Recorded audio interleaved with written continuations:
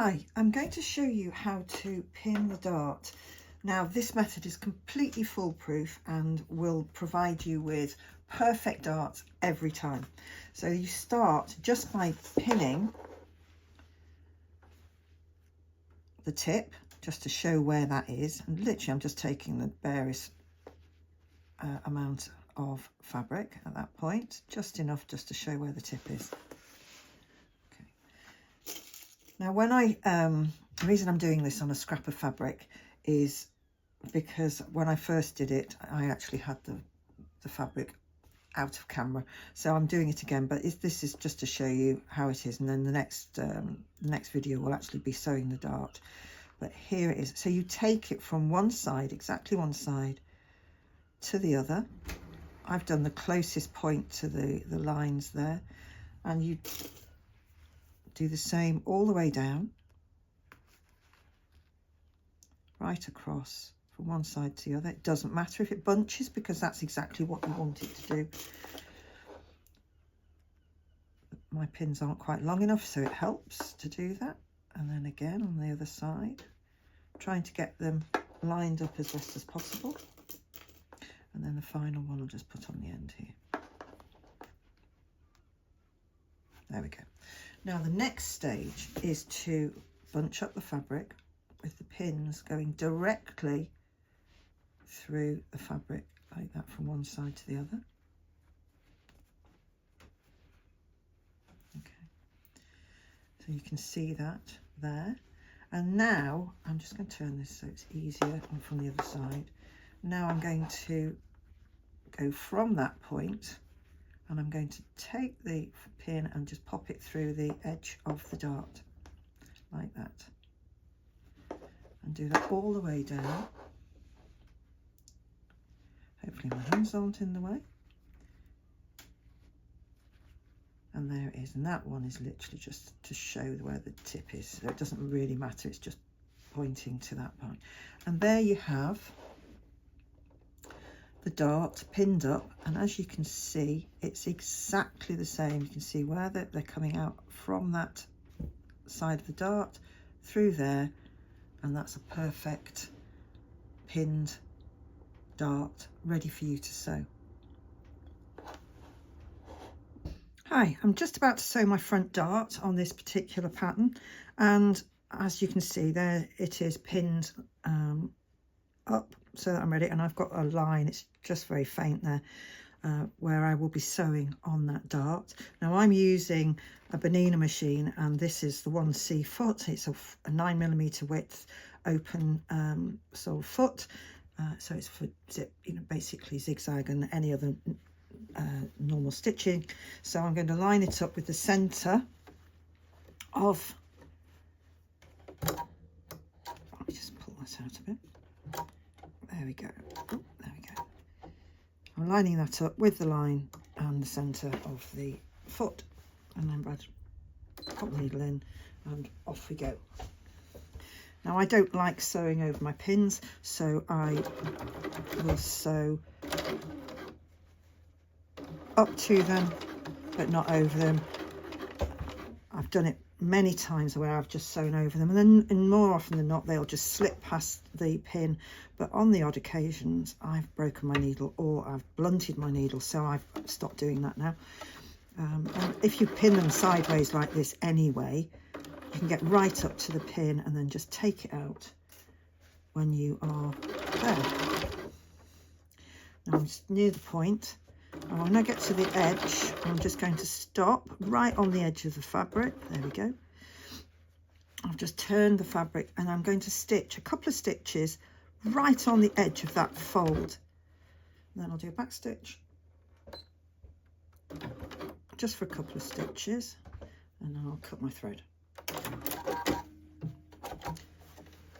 And there we have, just about make it out, there's the really nicely sewn front dart, and there it is on this side. Now as you can see, you get a really beautiful finish, and the reason for sewing just those couple of extra stitches right at the end is it prevents that bulge that you can get when you sew darts. You probably know it, and it literally just stops that. It makes it nice and smooth, and that will press beautifully onto the fabric, and you barely notice it's there. Hi, I just want to show you how to press the seam of the dart that we've just made. I just want to show you the equipment. I've got a clapper, I've got a ham, I've got a pressing cloth, and I've got just a heat-proof guide that I use just to stop myself from over pressing the dart. And here is the dart that we've just sewn. So first of all, move those there. I'm going to press and set the seam.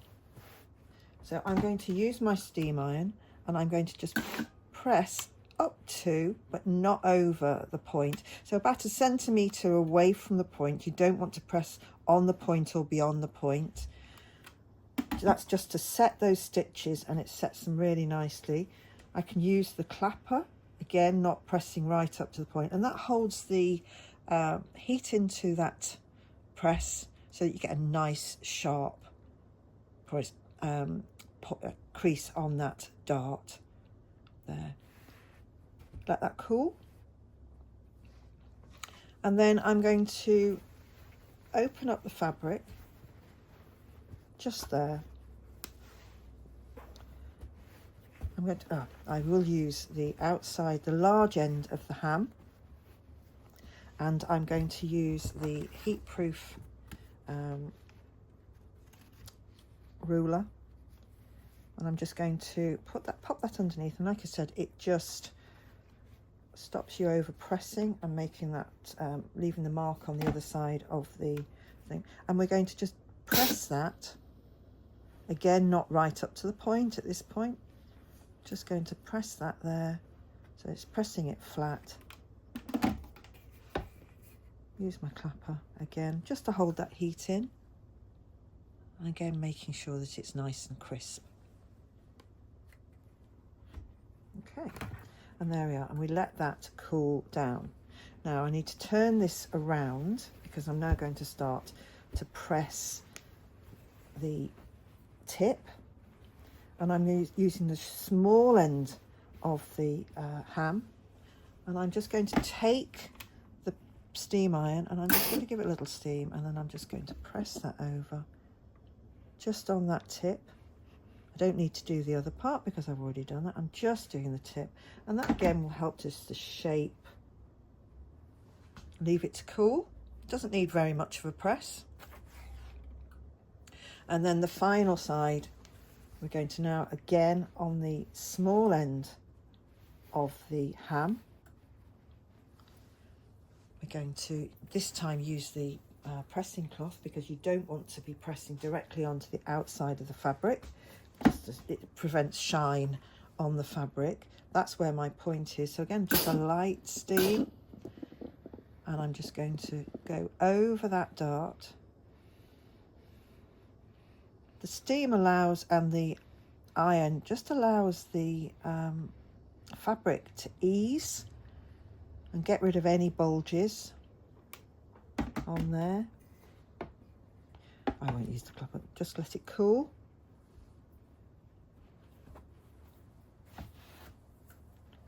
And there we have a perfectly pressed dart, no bulge on the end, it's shaped so that that will sit really beautifully on the body, and you have a perfectly pressed dart that just disappears into nothing. There we are.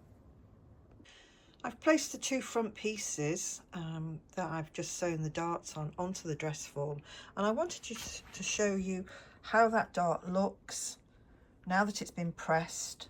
And as you can see, it's a beautiful finish on that dart, really crisp, no bulge at the tip, and that's, as I say, it's going to look fabulous in the final jacket.